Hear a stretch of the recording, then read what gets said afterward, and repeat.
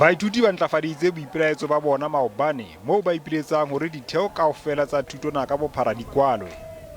Mehwanto e bonahetse ditheong tse fapaneng ha kwano Johannesburg moithuti a ile a thunngwa nakong eo Mapolesa a arabelang ho qhala letshwele la baithuti Braamfontein.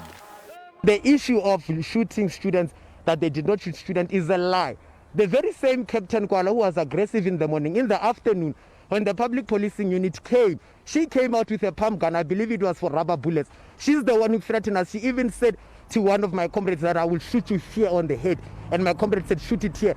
Baithuti ba bane ba ileng ba tshwarwa maobane bona ba hlahile lekgotleng la Maseterata la Johannesburg ka diqoso tsa ho etsa merusu phatlalatsa. Mmuso hanyeditse beili kgahlano le baithuti ba babedi ka ha ba ntse ba na le dinyewe tseo so ka di phethela ho tswa Stellenbosch.